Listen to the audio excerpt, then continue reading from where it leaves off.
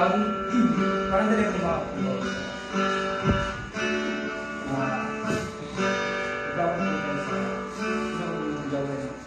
Kayo po bang nais mag-ali ng ito magpagturo sa akin ng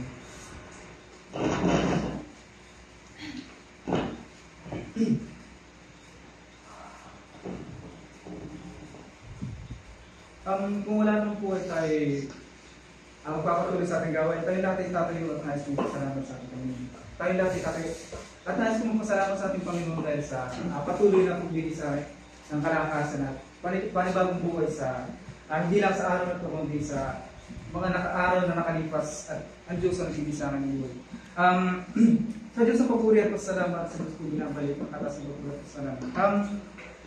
Minsan pa tayo aawit bago ko ibigay sa ating mga ngaral.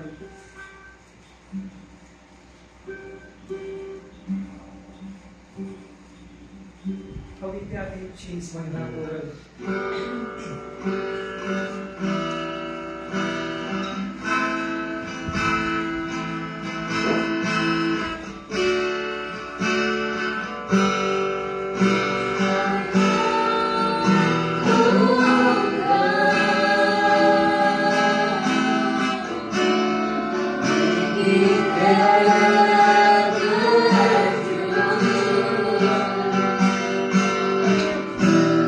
Teach my heart.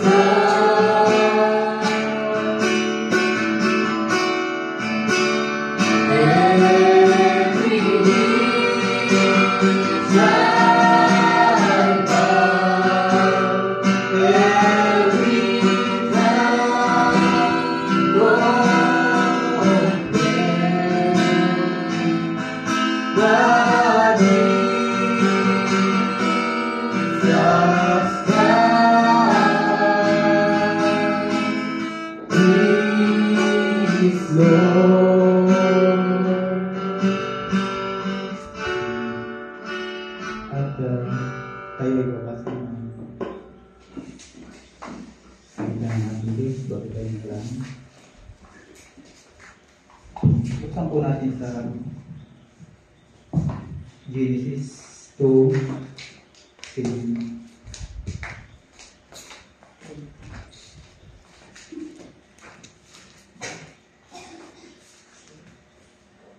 Kung atin na pong nasumpungan sa Genesis 2:7, akin pong babasahin.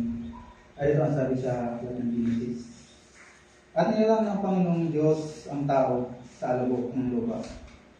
At hiningaan ang kaniyang mga butas ng ilong ng hininga ng buhay, at ang tao ay naging kaluluwang may buhay. At ibaba po natin sa 15. At kinuha ng Panginoong Diyos ang lalaki at inilagay sa halamanan ng Eden upang kaniyang alagaan at ingatan. At ibaba po natin sa 18. At sinabi ng Panginoong Diyos, hindi mabuti na ang lalaki ay mag-isa. Siya ilalalang ko ng isang katulong niya. At tayo po ay manalangin sa ating Diyos. Muli, Panginoon, nagpapasalamat kami sa oras na ito, Diyos, na muli mo kami pinagdati kung di po, Panginoon, sa dalang sambahan ito, Diyos. Panginoon, pinapasalamatan namin, Diyos, ang pag-iingat mo sa amin sa pagpunta sa dalang ng Isura. Maging, Panginoon, na salamat, O Diyos, sa mga lakas namin na natatango, Panginoon. At maging gayon man, Panginoon, na tinadalangin namin sa oras na ito. Ingatan mo nawa kami, Panginoon, sa pakikinig ng inyong mayamang salita, O Diyos. At maging, Panginoon, na nawa, O Diyos, kamubukan ng ating labi, Panginoon, upang maipahayag ko, Panginoon, ang inyong mayamang salita, O Diyos. Panginoon, samahan mo nawa, O Diyos. At Panginoon, na wala, Panginoon, akong kakayahan ay paliwanag ang inyong mayamang salita, O Diyos. Ngunit, Panginoon, alam namin na nariyan ka, Panginoon, at nawa, Panginoon, pagpalain ang bawat isa ng inyong mayamang salita, O Diyos. Maging, Panginoon, gawin, Panginoon, na itawal mo nawa, Panginoon, ang gawa ng away, pang hindi makagambala sa pakikinig ng inyong mayamang salita, O Diyos. At ang lahat ng kapurihan at pasalamat ay sinilamang ko namin binabalik sa dakilang pangalan ng aming Panginoon sa Kristo, naming Diyos at Tagapagligtas. Amen. Amen. At makakapo na po muna ang bawat isa. At isang mapagpalang gabi sa pangalan ng ating Panginoon sa Kristo. Masaya po ba ang bawat isa sa gabi ito?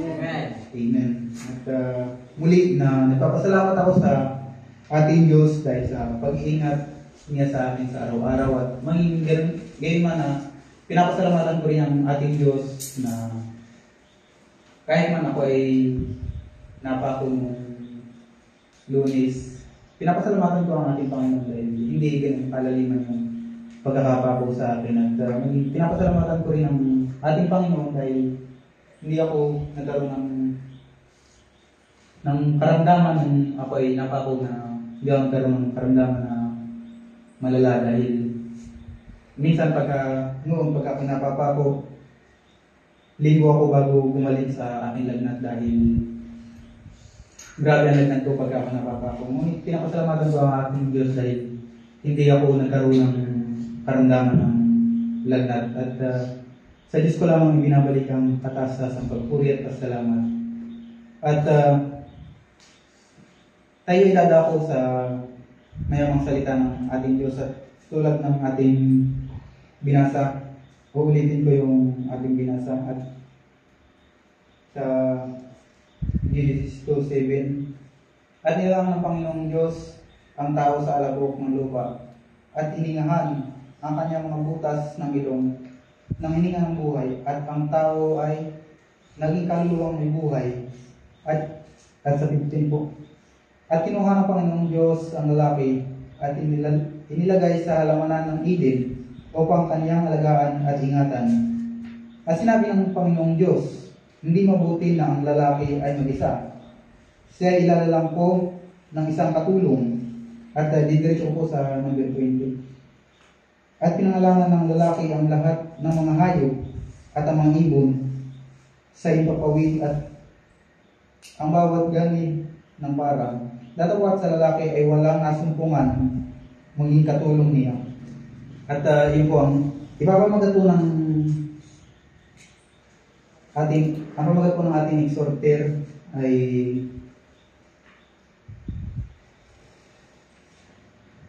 ang nobya ay bahagi ng nobyo. Yun po yung pamagat po ng ating exhorter. At ating pong pag-uusapan yung buhay ni Adan at ni Eva nung sila ay nagsimula. At yun nga, nung sa buhay ni Adan siya ay nag-iisa. Nung una siyang nilalang ng Diyos, na nilalang siyang lalaki. At yun na, ang Diyos ay napansin kay Adan na parang siya ay nalulumbay, na kailangan niyang mayroon siyang katulong. Nilalang ng Diyos ang hayop sa ipapawid at ang mga lumalakad at mga lumalangoy na nilikha ng Diyos. Ngunit kay Adan na wala siya nasumpungan na isa man doon na magkakaroon siya ng yung ligay ng kanyang mukha. At didiretso ko sa Genesis 2:21 hanggang 25. At inilugan ng Panginoong Diyos nang di kawasang himbing ang lalaki, at siya ay natulog at kinuha ang isa sa kanyang mga tadyang at pinapaghilom ang laman sa dakong yaon, at ang tadyang na kinuha ng Panginoong Diyos sa lalaki ay ginawang isang babae, at ito'y dinalas niya sa lalaki. At sinabi ng lalaki, ito ay buto ng aking mga buto at laman ng aking laman. Siya'y tatawaging babae sapagkat sa lalaki siya kinuha. Kaya't iiwan ng lalaki ang kaniyang ama at ang kaniyang ina, at makikipisan sa kanyang asawa, at siya'y magiging isang laman. At siya'y kakuha-hubad ang lalaki at ang kanyang asawa, at sila'y hindi nagkakahiyaan. At yun yung sabi rito sa Bible na nung una na nag-iisa lang si Adan, ngunit nakita ng Diyos na parang nalulumbay si Adan. Kaya siya ay hinulugan ng himbing ng ating Diyos na may dinukot sa tadyang ang ating Diyos kay Adan. At yun nga, nung dinukot sa tadyang, si Eva ang lumabas. Kaya si Eva ay bahagi ng tadyang ni Adan. Kaya yung ating pamagat, ang nubya ay bahagi ng nubyo. At yun yung si Eva ay naging bahagi ni Adan dahil sa kanyang tadyang manggaling. Kaya yun na sabi rito, siya ay buto ng kanyang buto, laman ng kanyang laman. Kaya tatawagin niya siyang asawa. At yun, unang nilalang ng ating Diyos si Adan bago si Eva. At gayon man na hindi inuuna lagi ng Diyos ang babae na lalangin kung hindi ang lalaki. Kaya napakabuti ng ating Diyos dahil nauna ang lalaki. Dahil ang lalaki ay hindi ang lalaki ang nalaya kung hindi ang babae. Kaya inuna ang lalaki. At yun na sinabi rito na itinipo si Adan kay Kristo, at gayon din tayo na itinipo kay Eva, na tayo ay isang iglesia, na tayo isang babae. At iyon na sinasabi rito ng ating nobyo ay si Kristo. At yun nga ang pinag-uusapan natin, ang nobyo ay bahagi ng nobya ay bahagi ng nobyo, at gayon din sa pag-aasawa na pag siya ay pinakasalan mo, isa na kayong katawan. At yun din yung sabi rito sa Bible na siya ay buto ng aking buto, laman ng aking laman, kaya tatawagin kong asawa. At yun yung tulad sa pag-aasawa na magiging isa na kayo, na hindi na kayo magkakahiyan sa inyong sarili. At yun nga na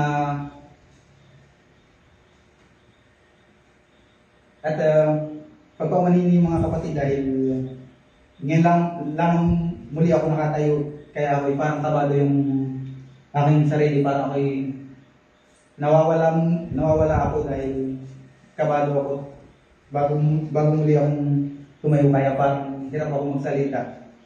At papagpatuloy ko na tulad nga sa pag-aasawa na kailangan ang maging ulo, lalaki, hindi ang babae. At dahil mahirap na maging under ang isang lalaki, dahil mahirap na masunod ang isang babae, dahil ang babae nga mahinang sisidlan, tulad ni Eva na mahina siyang sisidlan.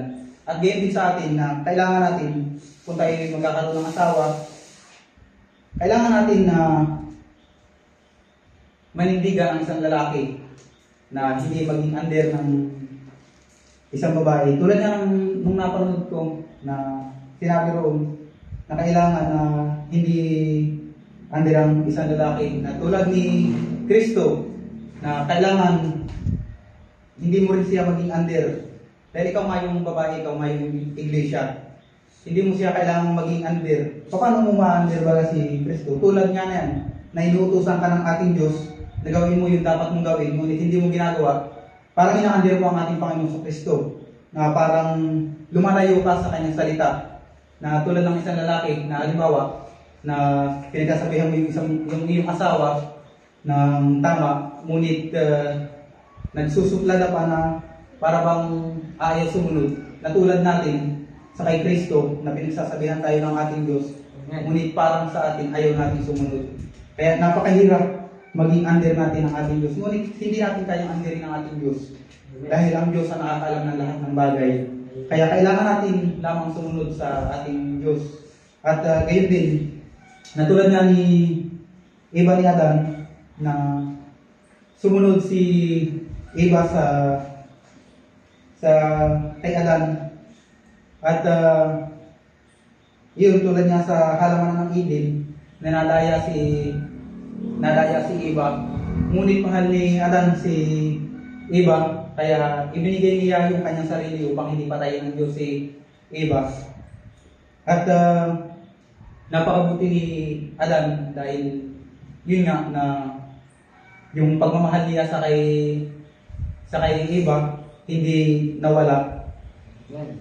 Kaya ganoon din tayo na kailangan natin na sa pagmamahal sa bilang mag-asawa, hindi lamang sa bilang mayroong kasal na tulad halimbawa namin ni Sister Haji or gayon din man sa kay Brother Rubina bilang may asawa na, kundi ganoon din sa inyo kung kayo mag-aasawa na kailangan din ninyo na maging ganun, na kailangan ng bawat isa na may pasakupan, na hindi tulad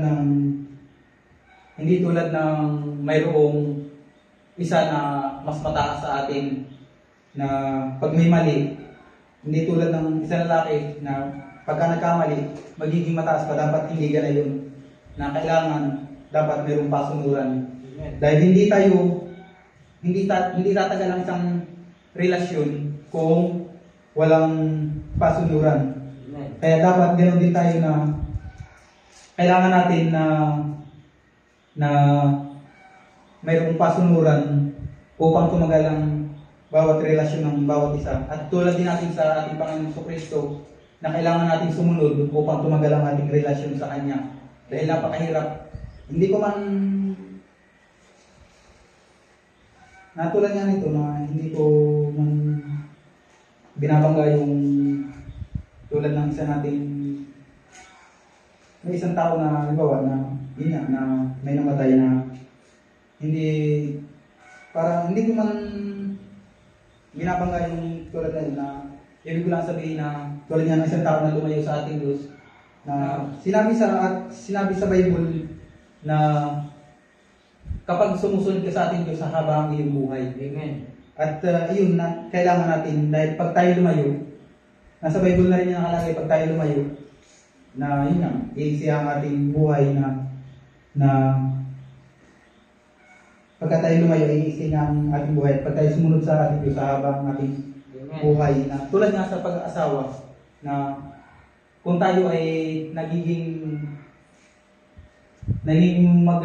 magkasundo, na tayo ay yun nga, na magkasundo, hindi papataasan ng pride, magtatagal. Kaya kailangan natin ganun lamang ang ating gawin na kailangan natin na hindi maging ulo ang babae dahil ang ulo ay lalaki. At ganoon din si Kristo na yun ang ating ulo. At babasa ko ng mensahe ng ating propeta. At itong mensahe nito na kinuha ko sa ang pagkakasal ng kordero. At kapag dadalhin natin ang ating pangako kay Kristo, kung hindi tayo magiging kabahagi niya, kung papaanong ang isang babae ay dapat na maging bahagi ng isang lalaki, at ang isang lalaki ay bahagi ng babae, kung gayon, mga piking Kristiyano tayo, yun yung sinasabi rito ng ating propeta na at kapag dadalhin natin ang ating pangako kay Kristo, kung hindi tayo magiging kabahagi niya, yun ang sinasabi rito na kung yung pangako natin kay Kristo at nangako tayo kay Kristo, ngunit hindi natin tinutupad, tayo isang piking Kristiyano. Tulad ng isang mag-asawa, nangako ka sa kanya na mamahalin mo siya habang buhay, ngunit habang tumatagal, parang lumalabo ka sa kanya, isa kang piking asawa. Dahil ang sumpaan ninyo hanggang kamatayan, hindi yung hanggang umpisa lamang. Dahil ang pangakong iyan, ang naghihiwalay lang sa atin, kamatayan. At ganoon din kay Kristo, kung tayo ay nangangako sa Kanya, mayroong pangako ang ating Panginoong Kristo na buhay na walang hanggan. At kung may pangako rin tayo kay Kristo, dapat nating sundin dahil dapat nating sundin yung pangako natin kay Kristo kung tayo ay maglilingkod ng tapat sa Kanya. Amen. Dahil kung hindi natin sinusunod yung ating pangako, piki tayo na isang Kristiyano. Yun ang sabi ng ating propeta.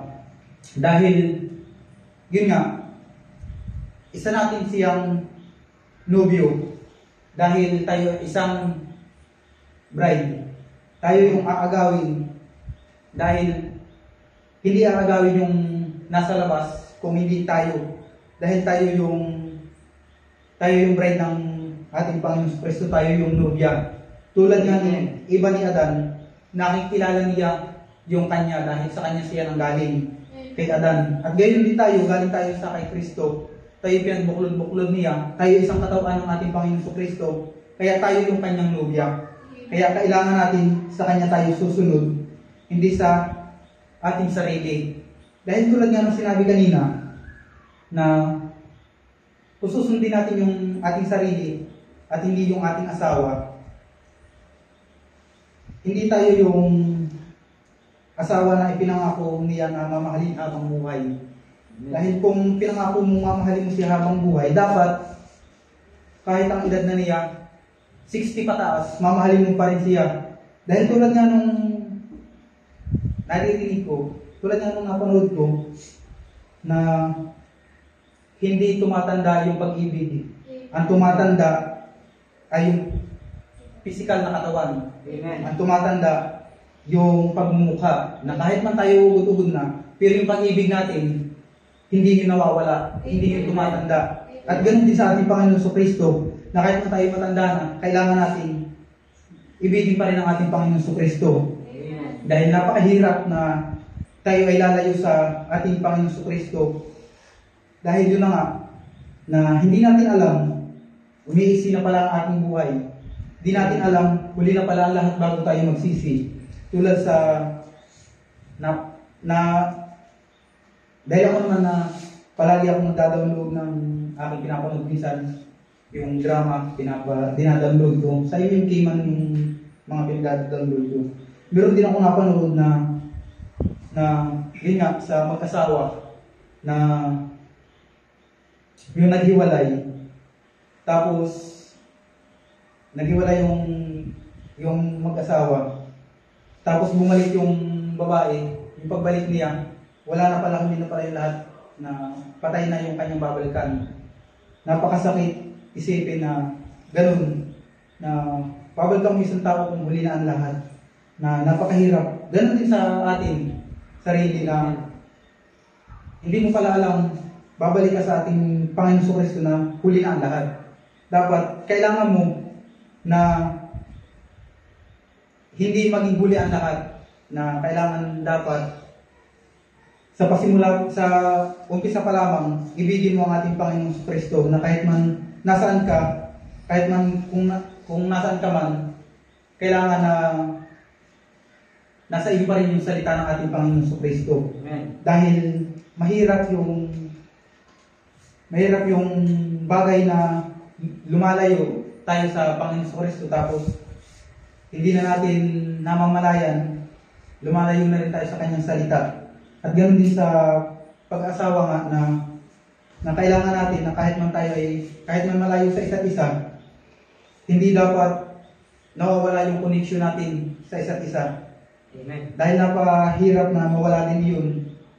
Ganun sa ating Panginoon Kristo na dapat hindi tayo lalayo sa ating Panginoon Kristo. At muli babasahin ko ang mensahe ng ating propeta. Hindi tayo tunay, hindi ka tunay nakasal sa babaeng yun. Maaaring tapat ka nga. Pero kung di mo tunay na mahal ang asawa mong lalaki at siya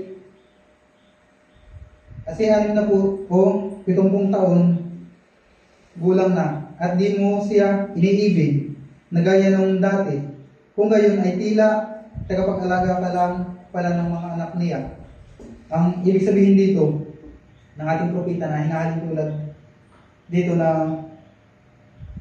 tulad niya sa pagmamahal mo sa isang mag-asawa na minahal mo siya nung una, na naging masaya kayo, na nagsama kayo ng matagal. Tapos habang lalong tumatagal, parang lumalabo. At pinaparamdam mo na parang wala na, parang hindi mo siya mahal. Na sinabi rito ng ating propeta, isa ka lang palang tagapag-alaga ng kanyang anak na hindi mo pala mahal yung isang lalaking iyon na parang minahal mo lang siya nung una na wala sa inyo yung inyong sinumpaan. At gayon sa ating Panginoon Kristo na iniibig mo lang ang ating Panginoon Kristo pag tayo ay nasa simbahan. At paglabas natin, parang wala lang sa atin ang ating Panginoon Kristo na parang malayo yung ating pag-ibig sa Kanya. Dapat na kahit man tayo ay wala sa sambahan, wala tayo ng Lunes, Martes at Biyernes, kung wala man tayo dito, dapat nasa atin pa rin ang ating Panginoon Kristo na iniibig pa rin dapat natin siya. Dahil tulad niya sa isang nobya na tunay na kasal, at yung tunay na pag-ibig, tulad ni iba ni Adan, dapat maging ganun din tayo sa ating Panginoon Kristo. Dahil isa tayong laman. Amen. Isang laman lamang tayo na tulad ng ating Panginoon Kristo nung sinabi sa Bible na siya yung kordero na pinakita doon na yung kanyang asawa, at yun nga tayo yung pinakita doon sa pahayag na pinakita doon na yung asawa, yun yung tayo na asawa ng kordero. Amen. Kung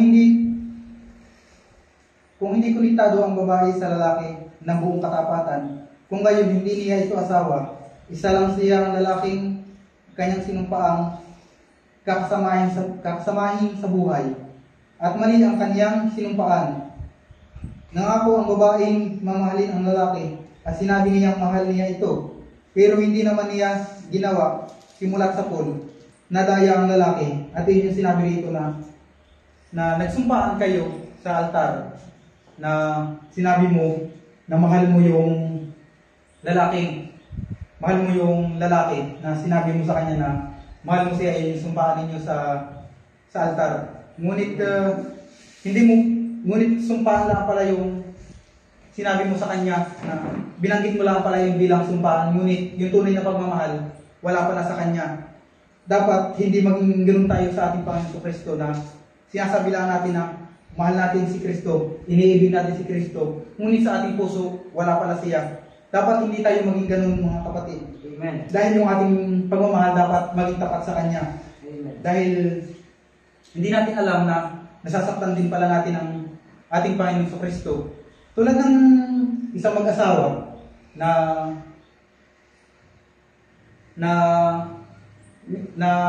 minsan na parang yung pagdating sa pagkuhan na maluluko yung isang lalaki, di ba napakasakit na pumantong sa gano'n na darating sa ang isang babae na lulukuhin ng isang lalaki. Di ba napakasakit sa pakiramdam ng ganung bagay na parang minibiyak yung damdamin. At ganoon din sa ating Panginoon Kristo. Amen. Na tulad ng ginagawa natin, na hindi natin alam na niluluko lang natin ang ating Panginoon Kristo. Dapat hindi tayo maging ganoon. Dapat manindigan tayo sa ating Panginoon Kristo. Kung ating iniibig ang ating Panginoon Kristo, ipakita dapat natin sa ating sarili. Hindi yung sasabihin lang natin na iniibig natin ang ating Panginoon Kristo, ngunit yung ating galaw, malayo sa pag-ibig sa ating Diyos. Kailangan natin yung pag-ibig natin na sinasabi, dapat yun din yung ating ginagawa. Na tulad na sinasabi natin, na sinumpaan natin, na yun nga, na sinumpaan natin sa pag-ibig sa ating Diyos, na tulad na yan, na sinabi sa atin ng ating Panginoon Kristo, na tayo ay binago niya.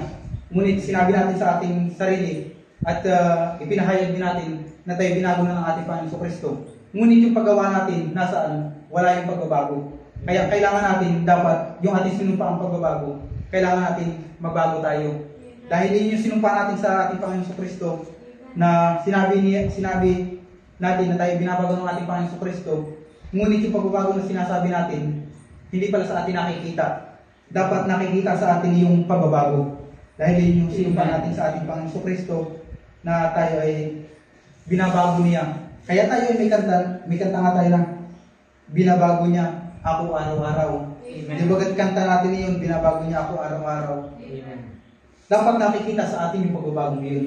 Dahil kung binabago ka araw-araw, nakikita sa atin yun. Hindi yung kinakanta mo lang. Hindi yung binabanggit mo lang. Kung hindi, dapat nakikita sa atin. Nakikita sa atin sarili yung pagbabago. Dahil mahirap na sa bibiglaan natin nang gagaling. Mahirap na yung busis lang natin yung naririnig. Ngunit sa ating pagkilos sa paggawa, wala pala. Kailangan natin, kung lumalabas sa ating bibig yung ating sinasabi, kailangan dapat ginagawa natin. At yun din yung kailangan natin gawin sa ating Panginoon Kristo. Dahil yun nga, na napakahirap na dayain lang natin ang ating Panginoon Kristo sa ganung bagay. Pero may sinabi, ang ating Panginoon Kristo ay hindi natin madadaya. Amen. Subalit may isang bagay na tiyak mga kapatid, hindi natin madadaya si Kristo. Kilala niya ang Kanya. At babasa tayo ng isa pang versikulo sa Bible. Sa Matthew 25, 1 hanggang 12.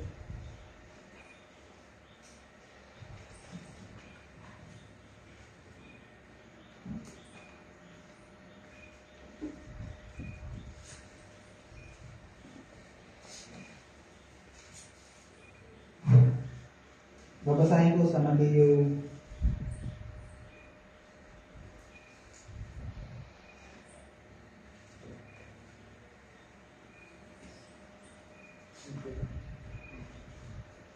25, 1 hanggang 12. At ito ang pagpasabi. Kung magkagayon, ay makakatulad ang kaharian ng langit ng 10 dalaga na kinuha ang kanilang mga ilawan at nagsilabas upang salubungin ang kasintahang lalaki at ang 5 sa kanila'y mga mangmang at ang 5 matatalino sapagkat nang dalhin ng mga mangmang ang kanilang mga ilawan ay hindi sila nangagdala ng langis. Datapwat ang matatalino ay nangagdala ng langis sa kanilang sisidlan, nakasama ng kanilang mga ilawan. Samantalang nagtatagal nga ang kasintahang lalaki, ay nangangatok silang lahat at nakakatulog. Datapwat pagkahating gabi ay may sumigaw, narito ang kasintahang lalaki, magsilabas kayo upang salubungin siya. Na magkagayoy,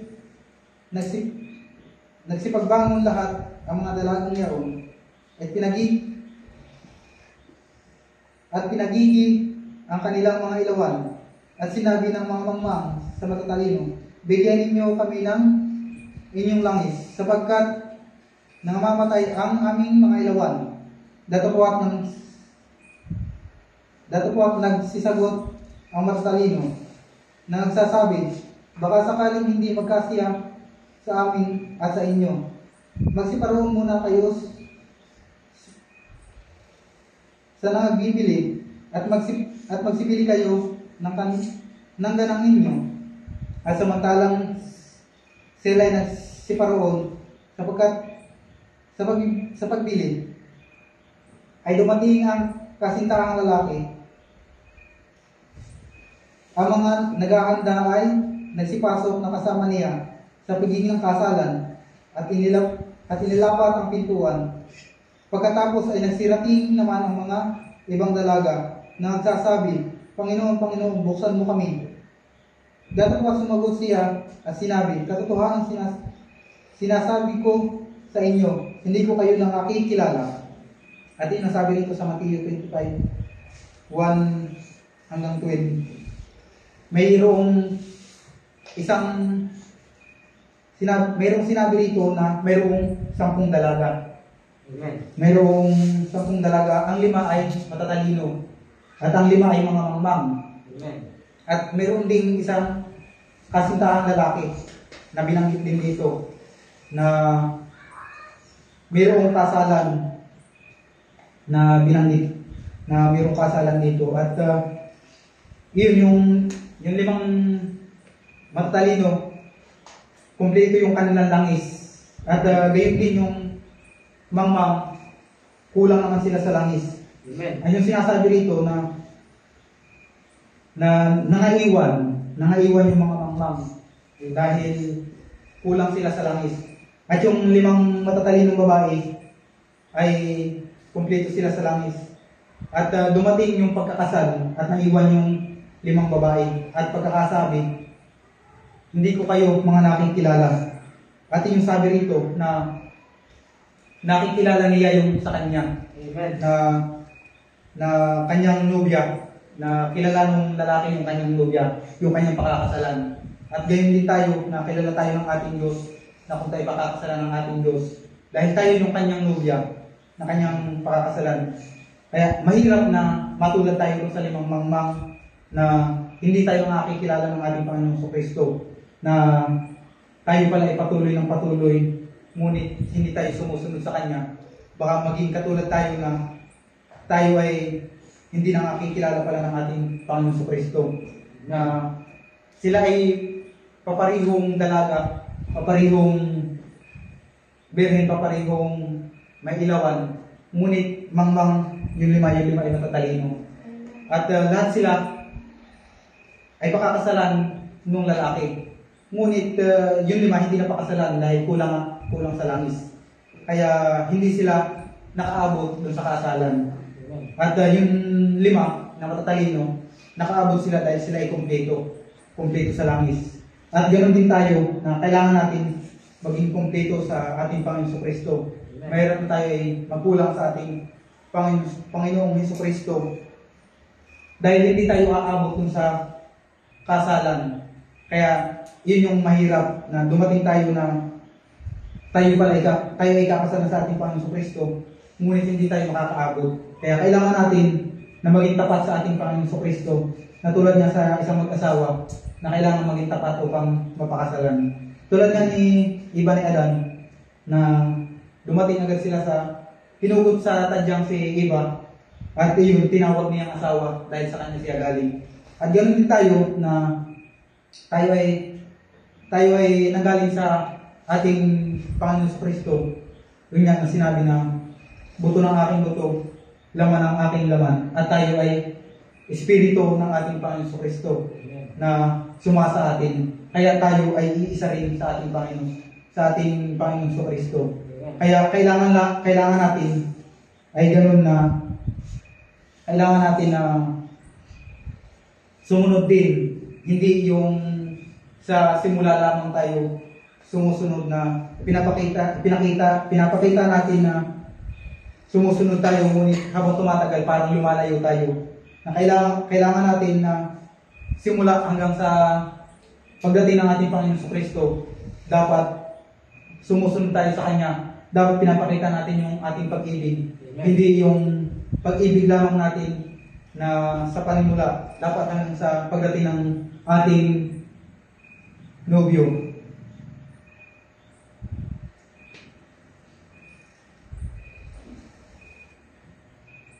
At yun yung sinabi na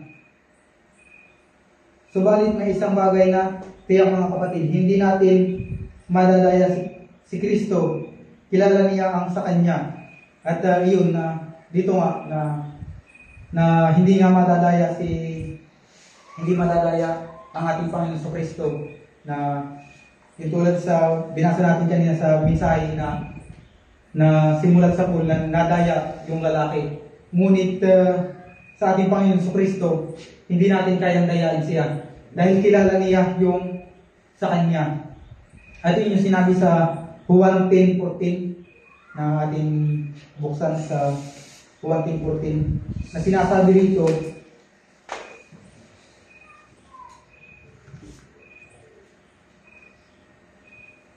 rito, ako ang mabuting pastor at nakikilala ko ang sariling akin at ang sariling akin ay nakikilala ako. At yung sinabi rito na nakikilala niya yung sariling akin at nakikilala rin siya nung sariling kanya. Kaya kung tayo isa kanya, dapat kilala natin ang ating Panginoon Kristo. Dapat kilala natin yung ating nobyo. Dahil kung nagpakasal tayo, tulad sa sa literal na pagpapakasal, na yun nga yung sinasabi na hindi minamadali ang pag-ibig, o hindi minamadali yung pagpapakasal, pag-iisang dibdib, dahil kailangan mo muna silang kailangan mo silang obserbahan, dahil mahirap yung bigla kang magpapakasal ngunit hindi mo alam yung pag-uugali ng isang tao. Kaya mahirap yung isang bagay na kilala ka niya pero hindi mo siya kilala.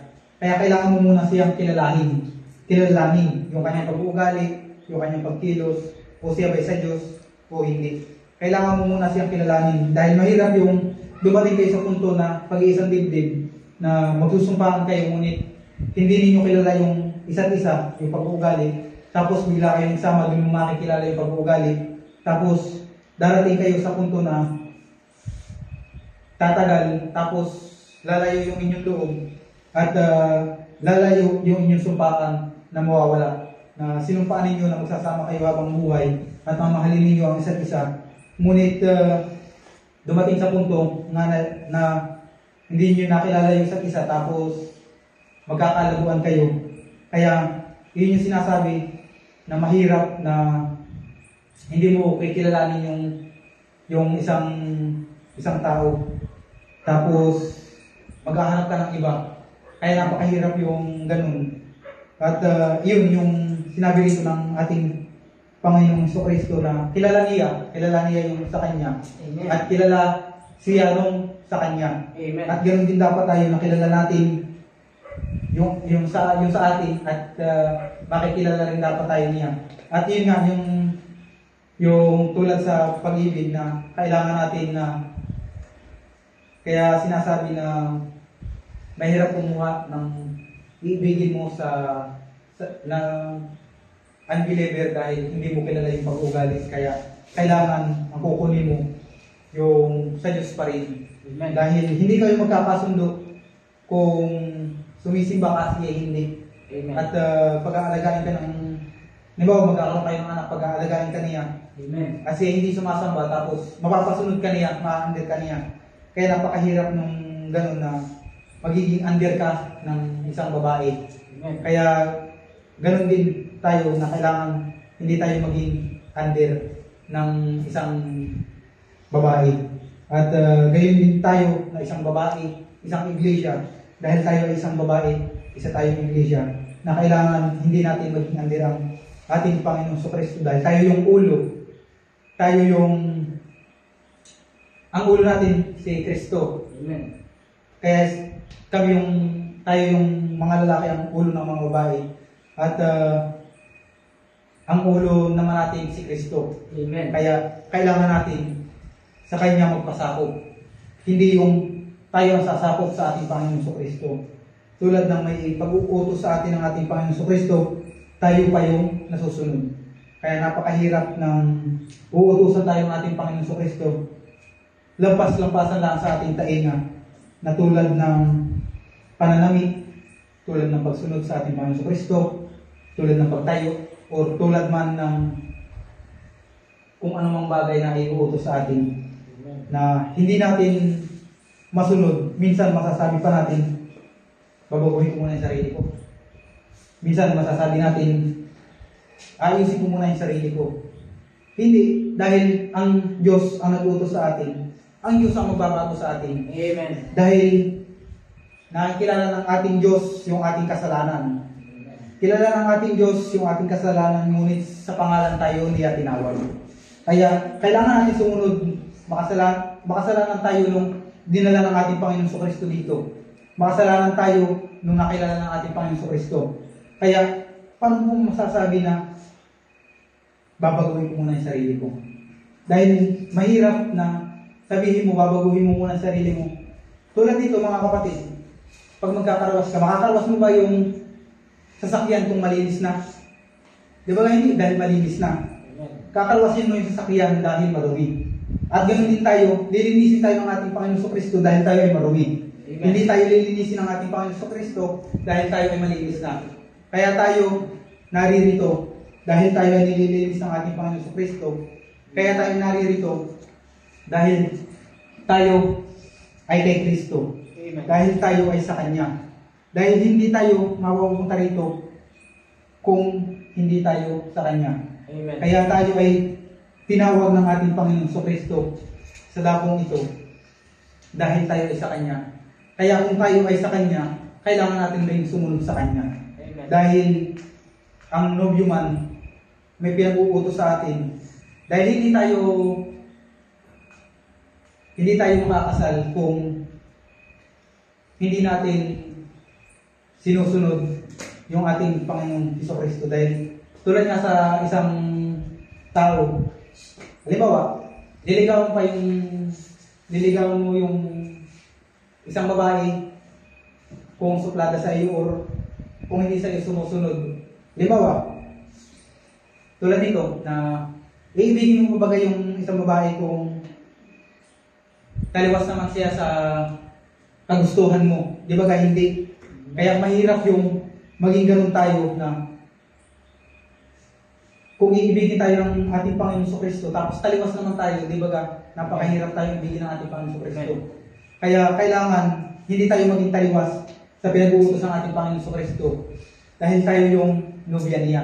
Amen. Kaya maging napakahirap na ibigin tayo ng ating Panginoon Kristo, ngunit malayo naman yung ating kalooban sa Kanya. Kaya ang nais ng ating Panginoon Kristo, tayo ay sumunod sa Kanya dahil tayo ay sa Kanya. Kaya napakabuti ng ating Panginoon Kristo dahil tayo man ay makasalanan, ngunit tayo ay dinala pa rin niya dito, inibig pa rin niya tayo. At tayo ay binabago ng ating Panginoon Kristo. Dahil hindi tayo mababago kung tayo ay wala rito. At gayon din na tayo ay isang laman. Na tayo ay isang laman lamang.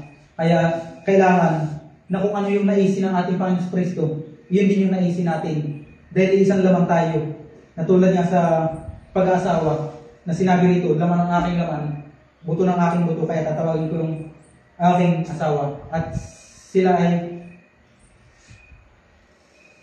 hiwalay sa kanilang mga magulang dahil sila ay iisa na. At gayon din tayo sa ating Panginoon Kristo. Tayo ay iisa na, kaya kailangan natin tayo ay magkaisa. Tayo ay magsama. At hanggang dito na lamang yung mensahe ng ating propeta na sinasabi rito. Meron po pala na babasahin ako na mensahe ng ating propeta na sinabi rito.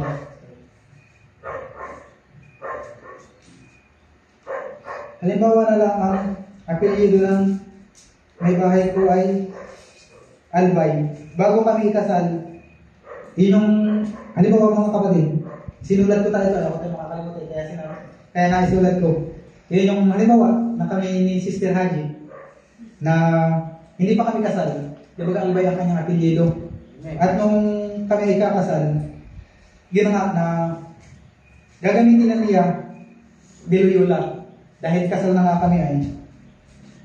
At hindi na niya gagamitin yung apelyidong Albay niya dahil magagamit na niya sa akin dahil kasal na kami. At gayon din kapag lumapit tayo kay Kristo, hindi na tayo bahagi pa ng sanglibutan. Tayo bahagi na ni Kristo dahil sa Kanya na tayo lumapit. Na tulad yun na nga, na tulad namin ni Sister Haji, noon hindi kami magkakilala. Hindi namin kilala yung isa't isa, hindi namin kilala yung aming ugali na sa isa't isa. Ngunit nung kami nagpakasal, nung kami naging magkasintahan, gayon din na nakilala namin yung isa't isa at nagkasama kami, kaya kami isa na. At gayon din tayo, nung tayo ay nasa sanglibutan pa, hindi pa natin kilala ang ating Panginoon sa Kristo. Amen. Tayo ay ginagamit natin mga makamundong salita, mga makamundong gawa, mga makamundong bagay na ninanais natin nung hindi pa tayo na kay Kristo. Ngunit nung na kay Kristo na tayo, kailangan natin dapat kay Kristo rin yung ating mga gawa. Yung naisin ng ating Panginoon sa Kristo, yun din dapat yung ninanais natin. Nangako si Kristo na pasa sa atin. Di ba nangako ang si Kristo na pasa sa atin siya? Sa Bible na nangako siya na pasa sa atin siya. Kung paano ang Ama ay na kay Kristo. Tapos sinabi ni Kristo na ako at ang Ama ay isa. Tapos tayo at si Kristo ay isa. Yun yung na si Kristo at saka tayo ay isa na. Dahil yun ang nobyo natin si Kristo. At yun yung pamagat natin na ang nobya ay bahagi ng nobyo. At yun tayo ay bahagi ni Kristo. Tayo ay bahagi niya dahil siya ay nobyo natin. Tayo yung nobya. Kaya kailangan natin na sa Kanya sumunod, sa Kanya magpasakop.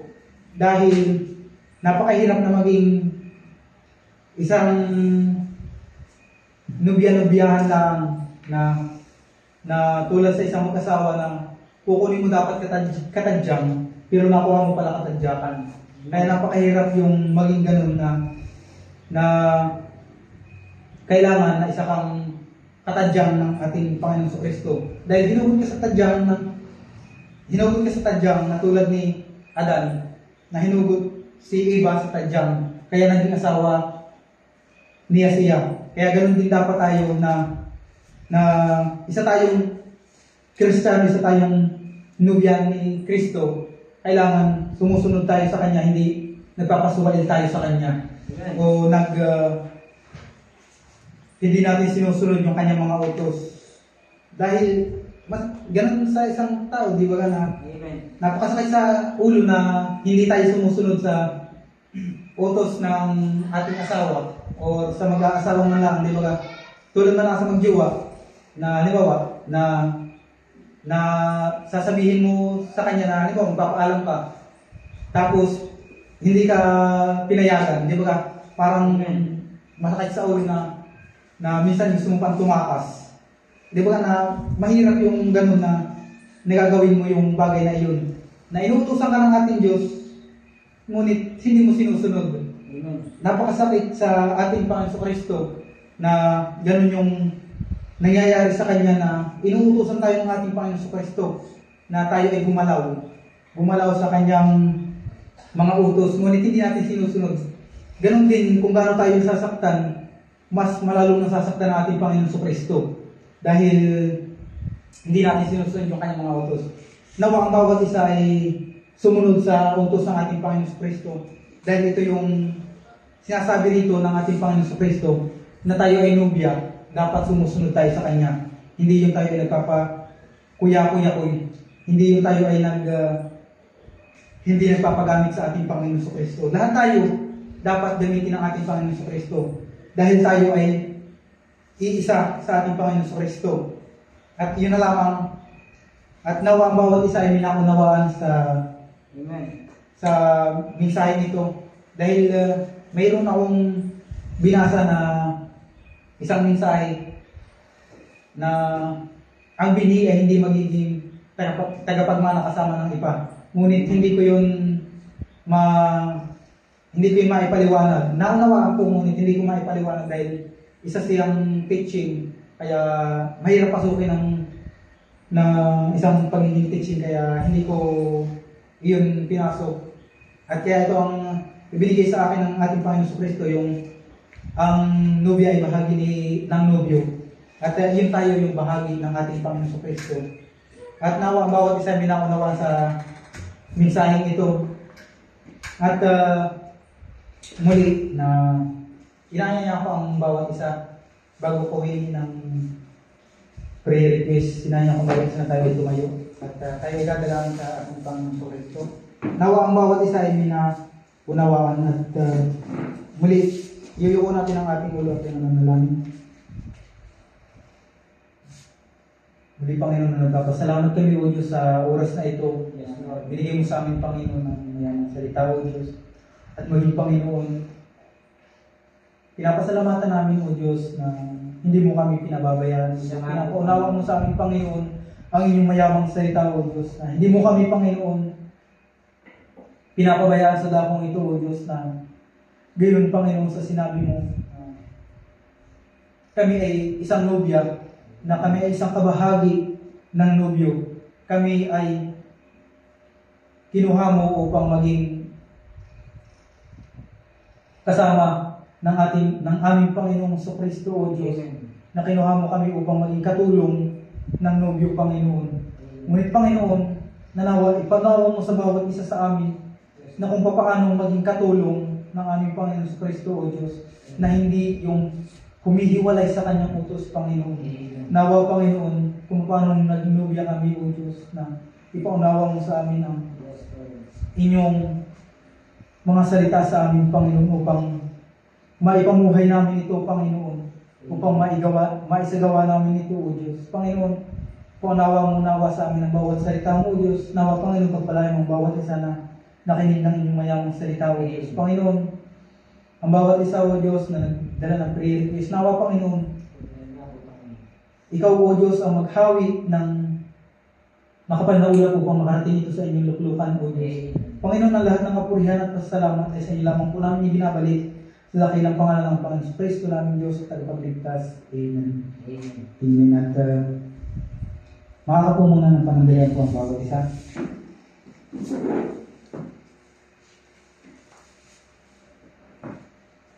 Meron pa po bang nais magdala ng prayer request?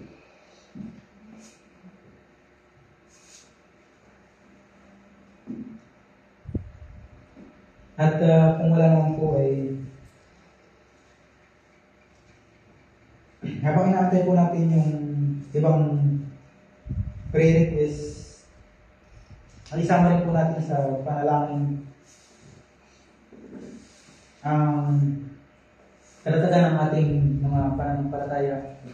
Ang ating mga pananampalataya na nawa ang Diyos ang patuloy na magpalakas sa atin.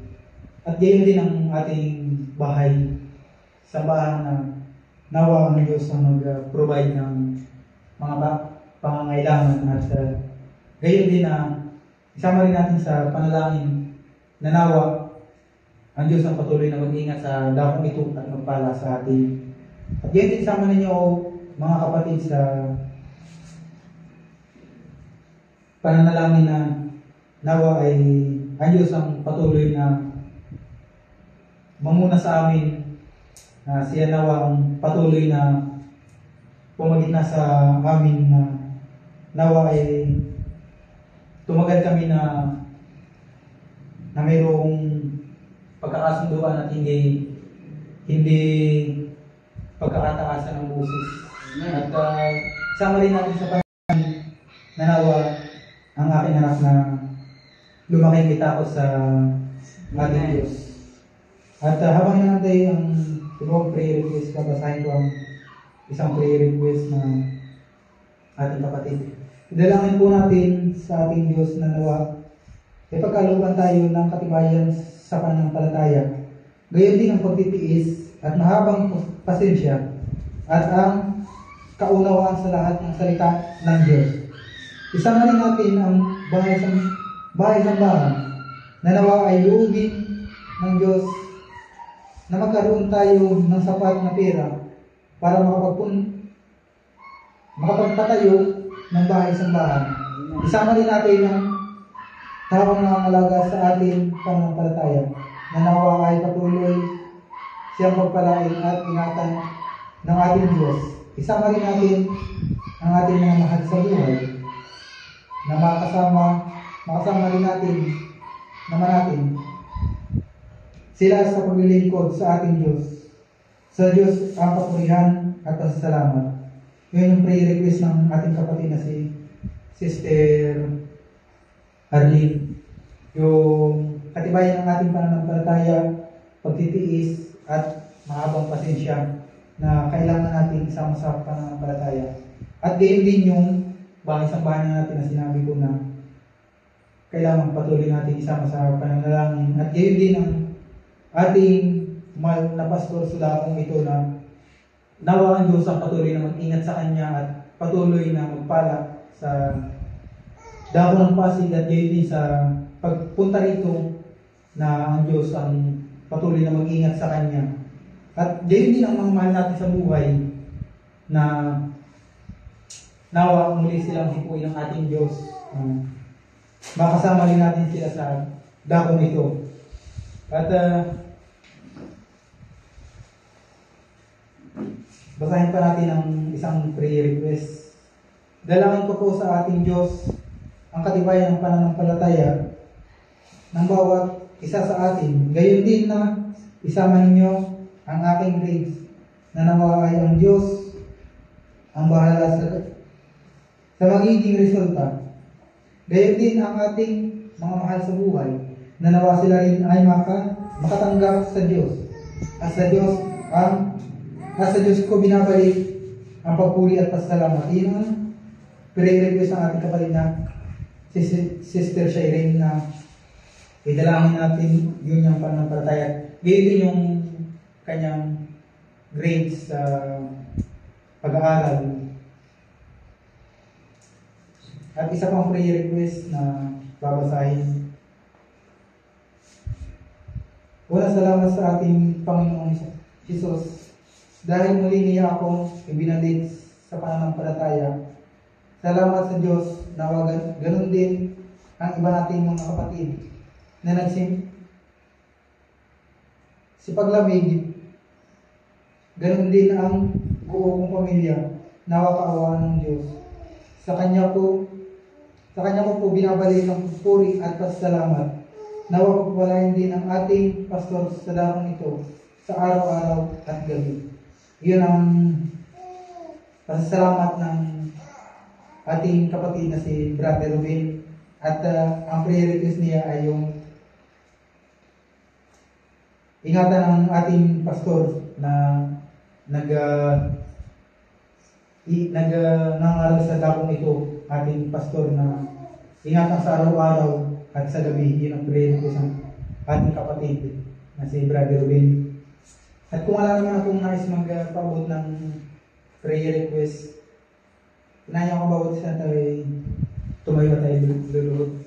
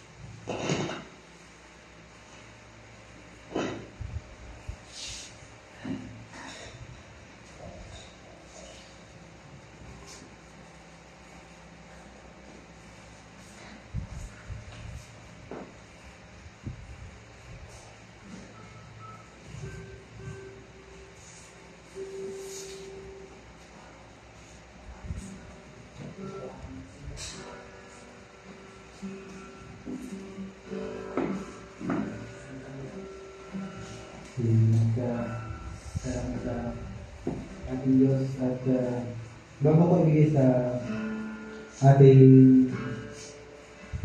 tagapanguna ay muli ulitan natin ang ating Diyos. Salamat sa iyo.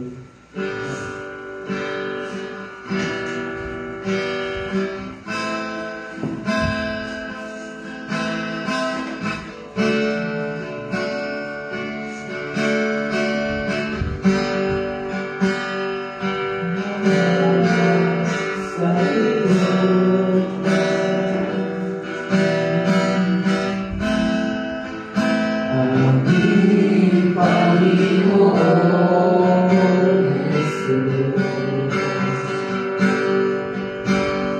Ako'y hinihintay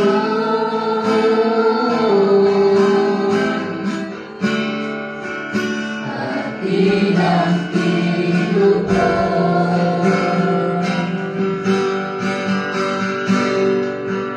ang daming alay ko sa'yo, aking Ama, ay buong buhay ko, puso at kaluluwa, hindi makayanan ang ipagkaloob. Ang mahaling tiyak, ibig ko'y nilukoy, ang aking dalangin, O Diyos, ay tanggapin. Ang tanging alay ko, nawa'y gamitin. Ito lamang, Ama, wala nang iba pa. Ako hinihiling aking hintay,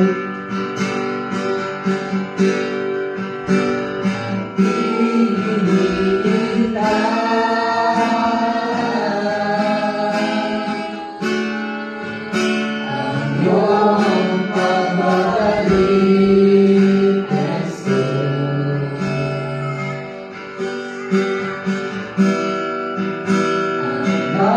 Nakapilit ka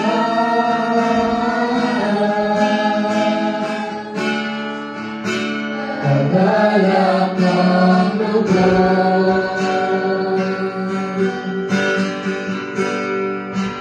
Ang tanging alay ko sa'yo, aking Ama, ay buong buhay ko, puso at kaluluwa, hindi makayanan ang ipagkaloob. Ang mahaling tiyak, ibig ko'y nilukoy, ang aking dalangin, O Diyos, ay tanggapin. Ang tanging alay ko, nawa'y gamitin. Ito lamang, Ama, wala nang iba pa. Ako'y hinihiling.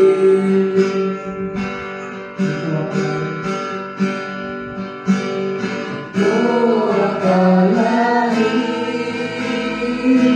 Parang pinakain po ang ating tempo.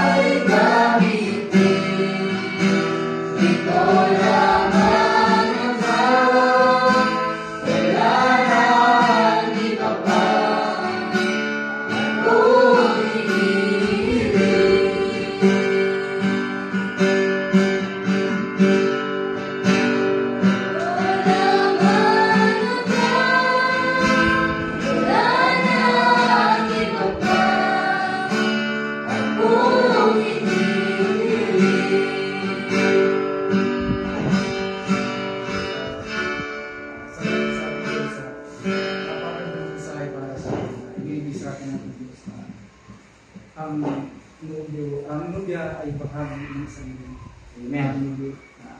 Sinabi nga sa Biblia na katawag rin na akin. Abot ko lang aking buto at lang ang aking buto. Kaya sinabi sa diyan, na binasa ng ating kapatid, sabi ko, ang sariling akin, ang kilala ko ang sariling akin. At ang kilala ko ang sariling akin. Kaya sinabi ng Diyos na unahin mo o dapat sundin natin yung sinabi ng Diyos na unahin mo at dapat ko pang Amen. sinabi nga ng ating Biblia, ganun sinabi sa akin, at nangako yung ating Diyos ng bugay ng Biblia. At tingin po tayo sa isang nubya na kanyang agawin, na kanyang pakakasalan. Dadawin po tayo sa pinakahuli ng bahagi ng gawin, pagpabalik tayo sa ating Diyos. Habang inaabot ng Diyos. DJ